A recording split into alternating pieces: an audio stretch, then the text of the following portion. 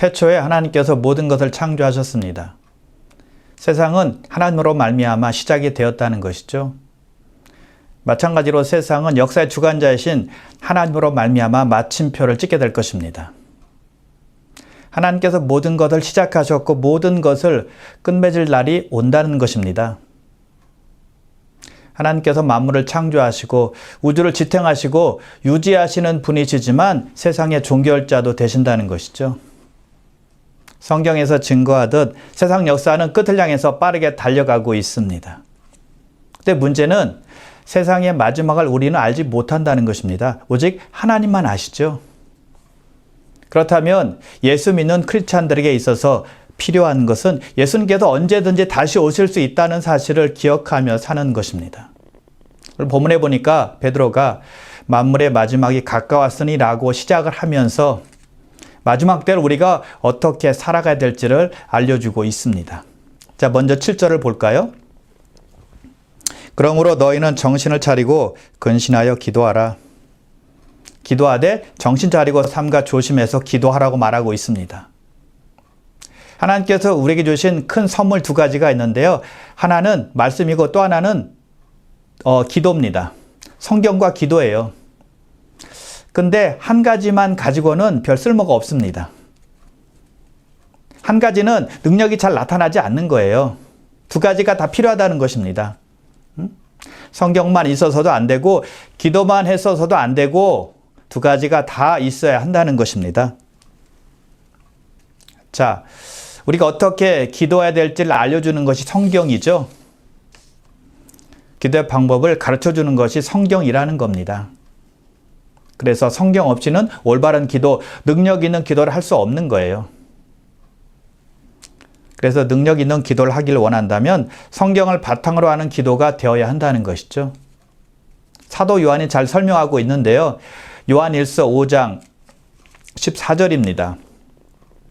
그를 향하여 우리가 가진 바 담대함 이것이니 그의 뜻대로 무엇을 구하면 들으심이라.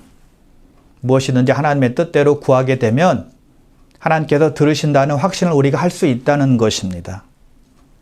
성경에 따라 기도할 때, 성경의 근거에서 기도할 때 우리가 하는 기도는 강력한 기도가 될 수 있다는 것이죠. 하나님께서 역사하시는 기도가 된다는 거예요.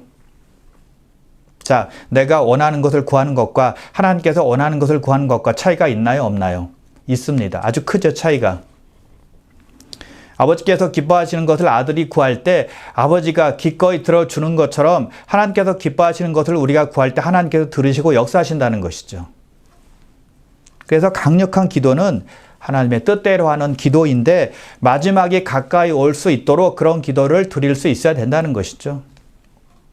마지막 때를 살아가고 있다고 믿는다면 우리 모두는 하나님께서 기뻐하시는 기도를 드릴 줄 알아야 된다는 것입니다.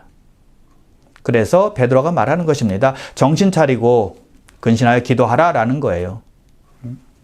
정신 차리고 하나님의 뜻을 구하라는 것이죠. 자, 그런데요. 우리에게 어려운 일이 닥칩니다. 힘들고 어떤 위급한 상황이 닥쳐요. 그런데도 하나님의 뜻만을 구할 수 있는 기도를 할 수 있을까요? 쉽지 않은 일입니다. 예를 들어 나에게 아주 힘들고 괴로운 일이 닥쳤습니다. 그럼에도 불구하고 하나님, 제 어려움 괜찮습니다.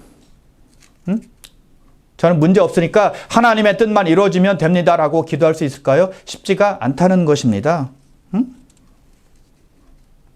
나는 지금 죽겠는데, 괴로운데, 고난에 빠졌는데 하나님의 뜻만 이루어지면 됩니다라고 기도하기가 무척 어렵다는 것입니다. 내 문제만 먼저 보이거든요. 내 상황이 너무나 급하고 너무나 힘들거든요. 그래서 우리는 내가 원하는 것을 먼저 구하게 되는 거예요. 자, 그런데요. 그럴 때도 정신 차리고 하나님의 뜻을 생각하며 기도할 수 있어야 한다는 것입니다. 자, 성경 예를 한번 들어볼까요? 사도행전에 보니까 사도들이 오순절날 성령의 충만을 받고서 하나님의 말씀을 담대하게 전하게 됩니다. 그때 박해를 받게 되어서 사도 베드로와 요한이 감옥에 들어가게 되죠. 근데 하나님의 은혜로 말미암아 감옥에서 나왔고 그들이 동료에게 가서 하나님께 함께 기도를 하는 장면이 나옵니다. 이렇게 기도를 해요.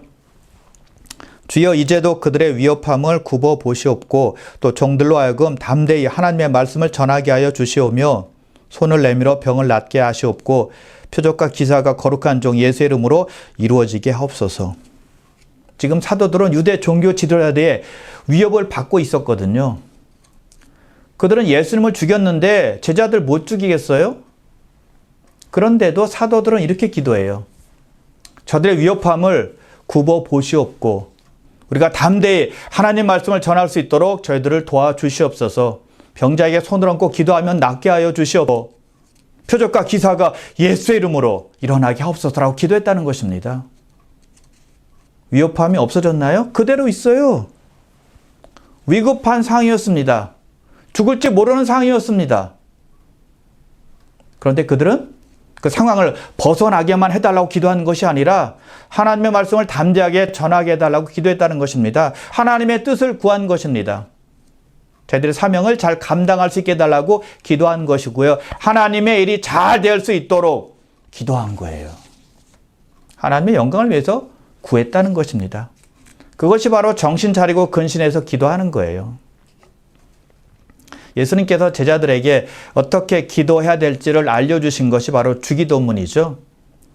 너희는 이렇게 기도하라 라고 말씀하시면서 기도의 방법을 이렇게 일러주세요. 하늘에 계신 우리 아버지여 이름이 거룩히 여김을 받으시오며 나라가 임하옵시며 뜻이 하늘에서 이룬 것처럼 땅에서도 이루어지이다.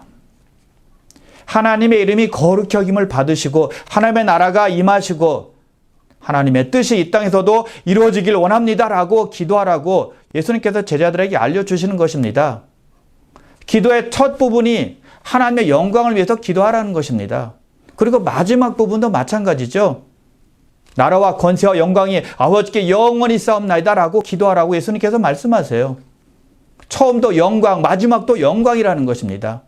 처음도 하나님의 뜻, 마지막도 하나님의 뜻이라는 거예요. 그렇게 기도하라고 말씀하고 있다는 것이죠. 물론 우리는 일용할 양식을 위해서 기도해야 됩니다. 우리가 죄를 진 것에 대해서 하나님께 사해달라고 기도해야 됩니다. 또 시험에 들지 않게 해달라고 기도해야 되고요. 또 악에게 빠지지 않도록 또 하나님께 기도해야만 합니다. 그런데 가장 중심적인 기도는 하나님의 영광을 위한 기도라는 거예요. 자, 그런데 솔직히 우리의 기도는 어떤가요? 하나님 중심적인 기도인가요? 아니면 내 중심적인 기도인가요? 대부분 나를 위한 기도예요. 내 문제, 내 건강, 내 가족, 내 부모, 내 비즈니스를 위해서 우리는 기도할 때가 많이 있잖아요. 물론 당연히 이것도 구해야 됩니다. 왜요? 모든 필요를 공급해 주시는 분이 하나님이시니까요. 만물의 주인 되시는 하나님께서 채워주셔야 우리가 살 수 있거든요. 그래서 우리의 필요를 하나님께 구하는 것은 마땅한 일입니다. 그래서 예수님께서도 일용할 양식을 위해서 구하라고 말씀하신 거예요. 그러나 기억할 것은 기도의 중심은 그의 나라와 그의 의라는 것입니다. 하나님의 영광, 하나님의 뜻이라는 것 잊으면 안 된다는 것이죠. 예수님께서 말씀하세요. 너희는 먼저 그의 나라와 그의 의를 구하라. 그리하면 이 모든 것을 너에게 더하시리라. 마지막이 점점 가까이 온다고 믿는다면 우리는 하나님 중심적인 기도로 점점 옮겨가야 하는 것입니다. 필요 구하십시오. 그러나 하나님께서 먼저 영광 받으시도록 기도하는 것이 필요하다는 것이죠. 성경은 말씀합니다. 먹든지 마시든지 무엇을 하든지 다 하나님의 영광을 위하여 하라. 그리고 만물의 마지막이 가까이 올 때 해야 되는 기도는 시험 받지 않도록 하나님께 기도하는 것입니다. 시험에 빠지지 않도록 하나님께서 도와달라고 기도하는 거예요. 마지막 때가 다가올수록 시험이 더 많아지거든요. 유혹이 더 많아지거든요. 시험에 들지 않게 깨어 기도하라. 예수님께서 제자들에게 겟세마네 동산에서 당부하신 말씀이에요. 자, 여러분, 만일 베드로가 깨어 기도했더라면 아마 예수님을 부인하지 않았을 것입니다. 깨어 기도할 때 시험이나 유혹을 이길 수 있는 힘이 생기거든요. 아무리 위급해도 담대함과 용기가 생기고 또 믿음을 잃지 않게 되는 것입니다. 예수님께서는 겟세마네 동산에서 기도했고 그리고 십자가에서 승리하셨습니다. 예수님께서 어떤 기도하셨나요? 나의 뜻대로 마옵시고 아버지의 뜻대로 되길 원하나이다 라고 기도하셨죠. 아버지의 뜻대로 기도했을 때 승리하신 것입니다. 하나님 중심적인 기도를 했을 때 시험을 이기신 거예요. 근데 베드로는 예수님께서 기도하실 때 잠을 잤습니다. 깨어 기도하지 못한 것입니다. 육적인 잠 그 자체가 문제가 되는 것이 아니라 영적으로 깨어있지 않았기 때문에 예수님을 부인한 것입니다. 시험을 이기지 못했다는 것입니다. 자, 여기 보면 베드로는 정신을 차리고 근신하여 깨어 기도하라라고 말씀하고 있는데요. 아마도 베드로는 겟세마네 동산의 일을 기억하면서 지금 말하고 있을 것입니다. 뼈저리게 자신이 경험한 거였잖아요. 자신이 체험한 것을 깊이 깨닫고 간절히 부탁하는 것입니다. 권면하고 있는 거예요. 그 독자들에게 그리고 저와 여러분들에게 너희들은 승리해야 돼. 너희들은 패배하면 안 돼. 시험을 반드시 이겨야만 돼. 그러기 위해서는 정신 차리고 근신하여 기도해라고 강력하게 우리에게 권면하고 있는 것이죠. 그리고 만물이 가까이 올 때 우리가 해야 되는 일은 사랑하는 것입니다. 8절인데요. 무엇보다도 뜨겁게 서로 사랑할지니 사랑은 허다한 죄를 덮느니라. 믿는 형제자매를 사랑하라고 말하고 있는 거예요. 자, 이렇게 한번 생각해 보면 어떨까요? 우리가 앞으로 영원히 함께할 사람들은 누굴까요? 믿음의 형제 자매들입니다. 성도들이에요. 그래서 마지막 때가 다가올수록 영원히 함께 지낼 사람들을 사랑하는 것이 필요하다는 것이죠. 자, 영원에 비하면 이 땅의 삶은 찰나에 불과한 것이니까요. 그래서 영원히 함께 살 사람들인 성도들을 사랑해야 한다는 것입니다. 바울은 갈라디아서 5장에서 성령의 열매들을 열거하고 있는데요. 첫 번째로 말한 것이 사랑입니다. 첫 번째로 사랑을 열거한 이유는 간단해요. 사랑이 없이는 다른 덕목들이 별로 필요가 없기 때문입니다. 모든 덕목들의 기초가 사랑이기 때문이라는 것이죠. 사랑이 없으면 다른 열매들이 무의미한 거예요. 어떻게 사랑하라고 베드로가 권면하고 있죠? 뜨겁게 사랑하라 라고 말하고 있습니다. 열정적으로 사랑하라는 것입니다. 쉬지 말고 사랑하라는 거예요. 자, 우리가 진정으로 사랑하게 되면 어떤 열매가 있을까요? 우리가 받은 어떤 억울함, 상처, 고통, 아픔들이 우리 마음속에 쌓이는 것이 아니라 원망으로 남는 것이 아니라 기꺼이 용서하게 됩니다. 그게 사랑의 파워입니다. 용서하는 힘은 사랑에서 나오는 거죠. 그래서 사랑이 허다한 죄를 덮는다고 지금 말하고 있는 것입니다. 베드로는 사랑이 허다한 죄를 덮는다라고 말하고 있는데요. 그 말은 사랑이 악을 봐주고 또는 악을 용인해 준다 그런 뜻이 아닙니다. 그 말은 어떤 사람의 죄를 부풀리거나 과장하거나 무분별하게 떠들어대지 않는 것을 말하는 겁니다. 과거의 죄와 용서받은 죄를 끄집어내서 판단하지 않는 거예요. 여러분, 사랑이 넘치는 곳에서는 형제 자매의 실수, 잘못이 용서되고 잊혀집니다. 그런데 사랑이 아주 부족한 곳에서는 어떤 현상이 있느냐? 무슨 말만 해도 의심이 대상이 됩니다. 무슨 행동만 해도 오해받기 쉬워요. 갈등이 끊이지 않는다는 것이죠. 사랑이 없는 곳에서 일어난 현상이에요. 그래서 마지막이 다가올수록 우리는 더욱더 사랑해야 하는 것입니다. 왜냐하면 성경은 마지막이 되면 사랑이 식는다라고 말씀하고 있기 때문이에요. 그리고 마지막에 가까이 올수록 우리가 해야 되는 일은 대접하는 것입니다. 9절인데요. 서로 대접하기를 원망 없이 하고, 자, 여기서 대접한다라는 말은요, 집을 오픈해서 음식을 제공하고 숙소를 제공하는 것을 말하는 것입니다. 자, 그 당시에 대접하는 일이 왜 필요했는가 하면 그 당시에는 박해가 심했기 때문에 신자들이 이주를 많이 했습니다. 그래서 그 신자들을 환대하고 그 신자들이 묵을 숙소를 제공해 주는 일을 성도들이 했다는 것이죠. 그리고 또 순회 설교자들도 그 중에 있었습니다. 그래서 초대교회에서 집을 오픈하고 대접하는 일은 아주 빈번했습니다. 그리고 아주 중요한 일이었어요. 자, 그런데 여러분, 집을 오픈해서 대접하는 일은 결코 쉬운 일이 아니죠. 비용 들죠? 또 시간 투자해야죠? 또 손님들이 오니까 불편하죠? 여러 가지 부담스러운 일이었다는 것입니다. 희생을 감수해야 해낼 수 있는 일이었어요. 그런데 베드로가 말합니다. 서로 대접하되 원망 없이 하라. 집을 제공하고 대접할 때 불평하거나 불만하지 말고 짜증내지 말고 대접하라고 말하고 있는 것입니다. 사랑으로 하라는 거예요. 자, 현대교회 성도들이 집을 오픈할 때는 언제일까요? 뭐 다른 때도 오픈할 수 있겠지만 대개 소그룹 모임이 있을 때 자기 집을 오픈할 때가 많습니다. 힘들고 바쁜 생활 속에서 자기 집을 오픈해서 남을 대접한다는 것은 결코 쉬운 일이 아닙니다. 정말 대단한 일이라고 생각해요. 그것은 잘하는 일입니다. 왜냐하면 성도가 교제할 수 있는 일을 돕는 일이기 때문이죠. 성도들이 마음을 터놓고 나눌 수 있는 시간과 장소를 제공하기 때문입니다. 자, 그런데 집을 오픈하고 또 대접할 때 중요한 것은 무엇일까요? 오는 분들을 편안하게 해주는 것입니다. 초대하는 사람이 집이 아무리 으리으리하고 멋지고 음식을 많이 차려놓는다 할지라도 불편한 마음을 가지고 있으면 진정한 교제가 될 수 없기 때문이죠. 초대하는 사람은 밝게 즐겁게 손님들을 맞이해서 그들의 마음을 편안하게 해주는 것이 가장 중요한 것입니다. 그래야 축복되고 은혜로운 모임이 될 수 있기 때문이죠.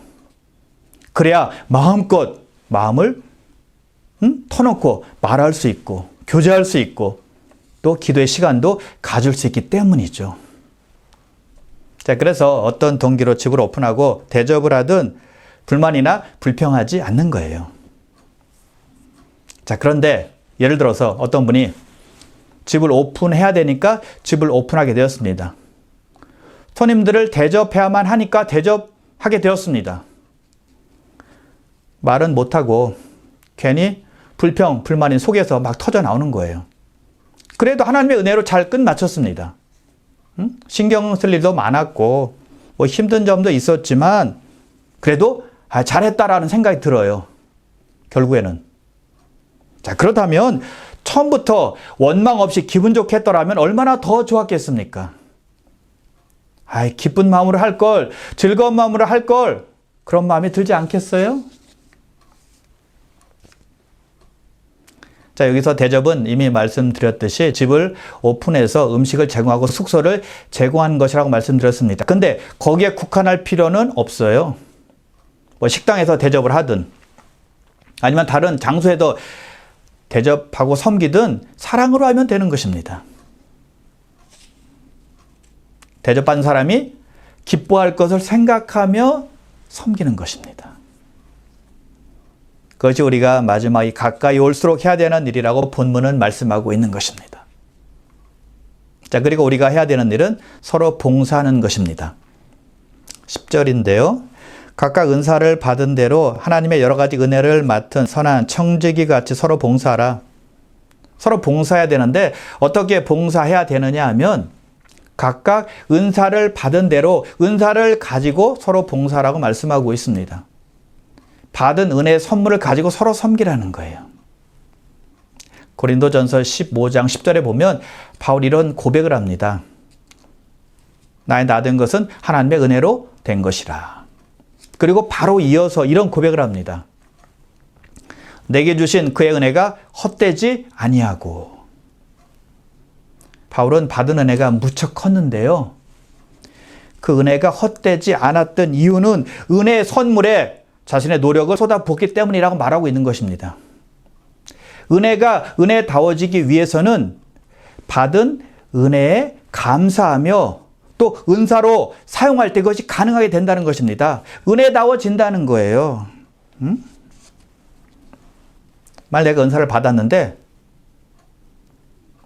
은혜 감사해서 그 은사를 사용하지 않는다면 그 은혜가 나에게 헛되이 주어지는 것이 된다는 것입니다. 그 은혜는 나에겐 낭비가 되는 거예요. 은혜가 나에게 임했지만 나를 통해서 다른 사람들에게 그 은혜가 흘러가도록 나의 은사를 사용해야 되는데 사용하지 않았기 때문에 나에게 그 은혜는 헛되이 온 것이 된다는 것입니다. 낭비가 되는 거예요. 그래서 은혜를 받은 대로 봉사라고 말하고 있는 것입니다. 무엇으로요? 받은 은사로요. 자, 예수 믿고 하나님의 자녀가 된 주님의 청지기들이 기억해야 될 것이 있습니다. 받은 은사를 개발할 줄 알아야 됩니다. 향상시켜야 되는 것입니다. 기도하며 개발하고 기도하며 향상시켜야 되는 거예요.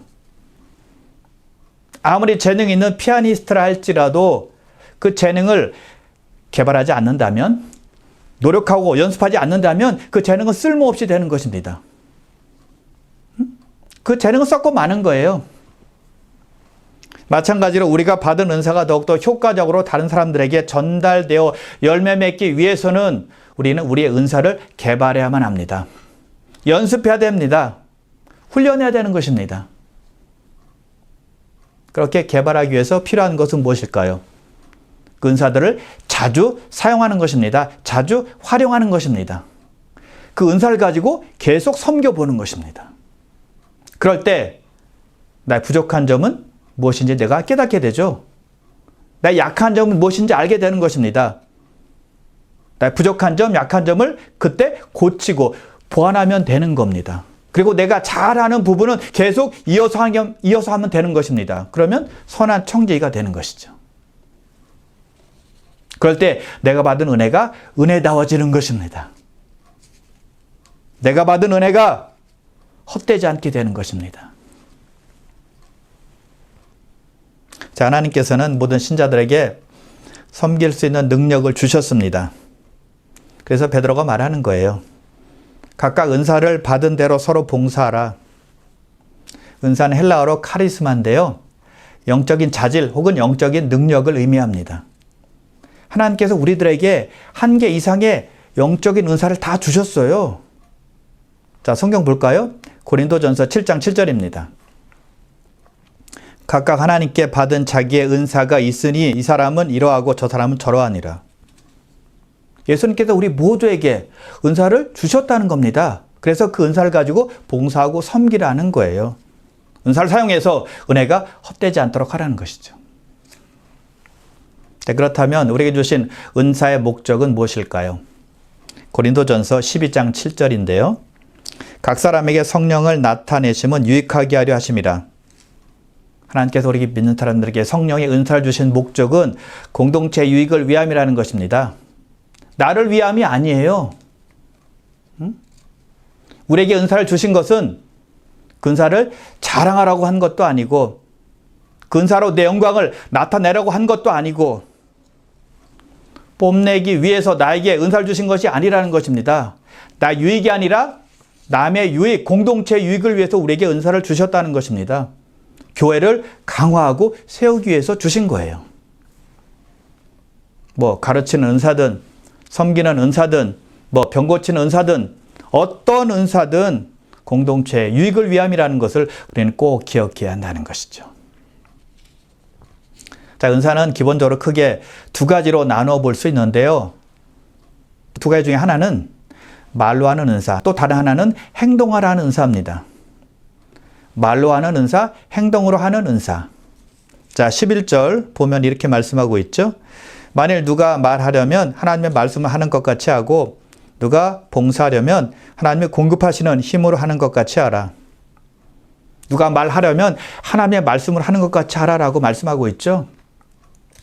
말씀을 선포하는 설교자나 또는 성경을 인도하는 교사들은 자기의 의견을 말하는 것이 아니라 하나님의 말씀, 즉 성경이 어떻게 말씀하시는지 성경의 기초로 해서 말해야 된다는 것입니다. 내 생각은 이렇습니다. 내 느낌은 이래요. 또 내 의견이 이렇습니다. 내 경험은 이렇습니다. 라고 말하는 것이 아니라 성경이 이렇게 말씀하고 있습니다. 라고 말해야 된다는 것입니다. 성경을 증거해야 된다는 거예요. 내가 하고 싶은 말이나 주장하고 싶은 말을 하는 것이 아니라 하나님 말씀을 말하라는 것입니다. 자기 말이 아니라 성경이 기초가 되어야 한다는 것이죠. 우리 설교자들이 꼭 명심해야 될 말씀입니다. 성경을 인도하는 교사들이 꼭 알아야 될 말씀이죠. 자, 그리고 누가 봉사하려면 하나님이 공급하시는 힘으로 하는 것 같이 하라 라고 말씀합니다. 섬기는 사람들에게 꼭 필요한 말씀이죠. 하나님께서 주시는 힘과 능력과 지혜로 섬기라는 것입니다. 할 수 없는 일을 억지로 하는 것이 아니라 할 수 있는 일을 하라는 것입니다. 부르신 대로 봉사라는 것입니다. 받은 은사대로 섬기라는 것이죠. 그럴 때 기쁨이 있고 보람이 있고 또 열매도 맺히게 되는 것입니다. 그러면 내가 했다고 주장할 수 없는 겁니다. 나를 나타낼 수가 없어요. 왜요? 내 힘으로 한 것이 아니니까요. 주님의 힘과 능력으로 했으니까요. 자, 누가 말하려면 하나님의 말씀을 하는 것 같고 누가 봉사하려면 하나님이 공급하시는 힘과 능력으로 하는 것 같이 하라라고 말했는데요. 그 이유는 한 가지입니다. 11절 중간이에요. 이는 범사의 예수 그리스도로 말미암아 하나님의 영광을 받으시게 하려 함이니. 하나님께서 영광을 받으시도록 하기 위함이라는 것입니다. 말씀을 전하는 사람은 하나님의 말씀으로 하고 봉사하는 사람은 하나님의 힘과 능력과 지혜로 할 때 나의 영광이 아니라 하나님의 영광을 드러낼 수가 있다는 것이죠. 그럴 때 내가 했다고 말할 수 있나요? 자랑할 수 있나요? 내가 했다고 생색낼 수 있나요? 없죠. 왜요? 전부 다 하나님의 것으로 했으니까, 하나님께서 주신 것으로 행했으니까요. 그래서 은사의 최종적인 목적은 바로 하나님께 영광을 돌리는 것입니다. 그러므로 말을 사용해서 섬길 때나 혹은 행동으로 섬길 때나 하나님께서 주시는 힘과 능력과 지혜로 잘 감당하셔서 하나님께 영광 돌리시기를 바랍니다. 그래서 마지막이 다가오면 올수록 우리가 해야 되는 일은 선한 청지기가 되어 받은 은혜와 은사를 가지고 서로 섬기고 서로 봉사하는 것입니다. 세상 끝이 언제인지 모르지만 세상은 끝을 향해서 달려가고 있습니다. 우리는 그런 세상에 살아가고 있는 것이고요. 그런 우리들에게 주신 말씀이 오늘 본문이에요. 어떻게 말씀하고 있었나요? 정신을 차리고 근신하여 하나님의 뜻 가운데 기도하라. 서로 뜨겁게 사랑하라. 서로 대접하되 원망 없이 하라. 또 하나님의 은혜가 헛되지 않도록 받은 은혜를 기억하며 은사를 사용하라 라고 말씀했다는 것입니다. 그러므로 사랑하는 귀한 성도 여러분, 오늘 말씀을 꼭 기억하셔서 실천하시고 하나님께 영광 돌리며 살아가시기를 주님의 이름으로 축원합니다.